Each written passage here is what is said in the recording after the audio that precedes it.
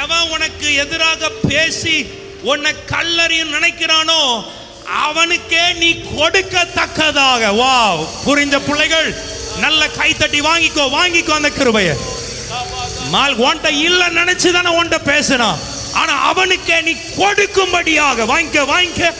உன்ட்ட இல்ல நினைச்சு உன்னை கல்லறிஞ்சான் பார், உன்னை இல்ல நினைச்சு உன்னை கேவலமாய் பேசினான் பார், உன்ட்ட இல்ல நினைச்சு உன்னை விட்டு தூரமாய் போனான் பார், உன்னை விட்டு விலகி போனான் பார், அவனுக்கே நீ கொடுக்கத்தக்கதாக கர்த்தர் வானத்தின் பல கனிகளையும் பூமியின் இடம் கொள்ளாமல் போக மட்டும் உன்னை ஆசீர்வதித்து உன் கையில் அப்படிப்பட்ட நன்மைகளை கர்த்தர் கொடுத்து